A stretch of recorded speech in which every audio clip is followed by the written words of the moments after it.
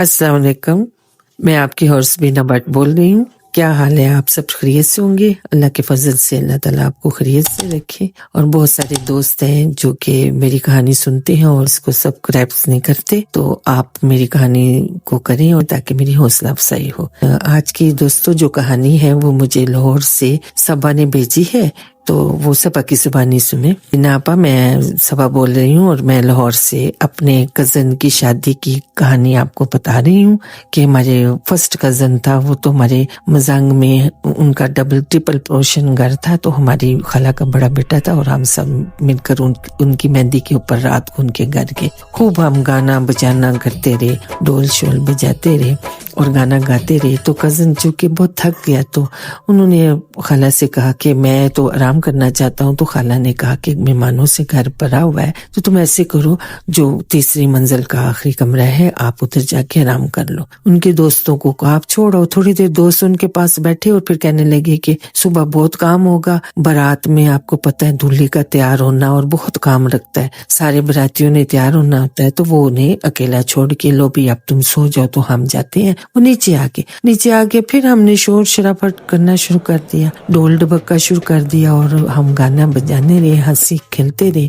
खेल के तो हम काफी थक थुक के हार के हमें कुछ आवाजें आने लगी, शोर सुनाई दिया, लेकिन शादी की गहमा गहमी में सब अपनी मसरूफ थे बातों में, हंसी मजाक में, गाने में, डांस में, तो हमने उधर ध्यान नहीं दिया कि उधर हमें क्या आवाजें आ रही हैं, शायद बाहर से आ रही हैं। मेरी खाला ने कहा शायद बाहर से है, किसी और की भी लगता है शादी लगी हुई है। तो हमने कहा बड़ा अच्छा होगा कि दो बारातें जो है यहाँ से जाएंगी। तो हम सब सो गए। जब सुबह हुई तो सारे उठ के तैयार होने लगे। तो मेरी खाला ने मेरे भाइयों को भी और बाकी वालों कजनों को भी भेजा के जाओ भाई दूल्हे साहब को जगाओ और उनको तैयारी करो। फजर की नमाज के बाद उन्होंने सब लड़के मिलके जब तीसरी मंजिल पर गए तो उन्होंने दरवाजा बड़ा शोर किया, खटकाया, दरवाजा न खुला। सबने बताया कि भी तो आगे से दरवाजा ही नहीं खोल रहे।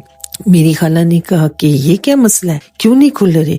सारे ऊपर के मामू को कहा कि आप इस दरवाजे को तोड़ दें। मामू मेरे ने वो जरा बॉडी वाले थे, तो उन्होंने दरवाजा तोड़ा तो देखा तो मेरा कजन नीचे फर्श के ऊपर गिरा हुआ था और उसके सारे जिस्म में जगह जगह नील थे, जख्म थे। मेरी खाला को तो कुछ हो गया, कहने लगे रात को कुछ चोर आ गए थे, कुछ आ गए थे, क्या हुआ क्या हुआ। उठाया, उनको उठा के हॉस्पिटल लेके वहाँ लड़की वालों के घर में फोन कर दिया कि कुछ इमरजेंसी हो गई है तो हम अभी नहीं आएंगे, आपको हम बताएंगे। वो भी सब परेशान हो गए कि याला क्या हुआ है। मामू ने हमारे कजन को उठा के तो उसे हॉस्पिटल ले गए। डॉक्टर ने देखा, उन्होंने कहा कि इन्हें बहुत गहरी चोटें हैं और उन्हें होश भी नहीं आ रही थी। फिर ऐसे उनका ससुर आ गया तो मेरी खाला ने उनको सारा मसला बता दिया। वो परेशान हुए कि आखिर हुआ क्या कुछ चोरी हुआ है। मेरे मामू ने जाके उनका पर्चा कटा दिया और पुलिस आ गई और सारे घर में तलाशी, ऊपर देखा ना कोई निशान था ना कुछ था। दरवाजा भी अंदर से बंद था जो कि हमने तोड़ के अपने कजन को बाहर निकाला था। वो बड़े परेशान हुए कि आखिर क्या है और उन्हें होश नहीं आया। उनकी शादी पोस्टपोन हो गई, ज्यादा उनको होश भी नहीं आ रहा था। तो सारे बड़े परेशान कि आखिर क्या हो गया। बस कुछ एक दो दिन गुजरे तो कजन को होश आया। तो हम भी सारे परेशान, बॉडी में ताकत ही नहीं थी कि वो कुछ चीज बता सके। मेरी खाला थी कुछ इस तरह की और मजांग में भी ऐसे पीर फकीर बहुत रहते थे। मेरी खाला ने ना उधर से एक पीर को बुलाया और उन्हें मसला बताया कि भाई ऐसे हुआ है। वो उनके पास आए तो वो उस कमरे में भी गए और जाके वहां पर उन्होंने देखा तो उन्हें कुछ महसूस हुआ। तो वो फिर कजन के पास आए, उन्होंने तवीज दिया पीने के लिए, उन्होंने पानी पिया।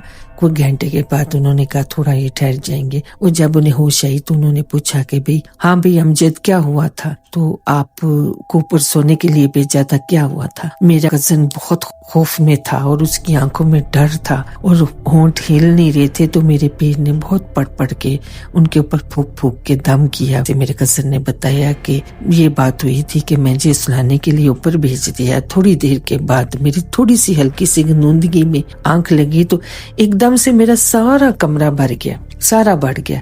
मैंने कहा कि याला ये कौन मखलूक है, कौन से आ गए, कहाँ है? उन्होंने आके जगाया और तेज आवाज में उन्होंने म्यूजिक लगा दिया और उन्होंने कहा कि आप उठो और हमारे साथ डांस करो। میں نے کہا آپ کون ہو؟ کہنے لگے ہم جنات ہیں اور ہم تمہاری شادی میں شامل ہونے آئے ہیں اور ہم یہاں پر ہنسی مذاق کریں گے، تم ضرور۔ میں خوف زدہ ہو گیا، میں ڈر کے اپنے دروازے کی طرف بھاگا کہ میں نیچے جاؤں تو اس نے کنڈی لگا دی انہوں نے، اور پھر انہوں نے وہ میری حالت خراب کی، وہ مجھے نچایا، وہ اٹھا کے پٹکا، مجھے دیواروں کے ساتھ مارا، میرا وہ برا حال کیا، وہ برا حال کیا۔ انہوں نے کہا ہم بھی انجوائے کریں گے۔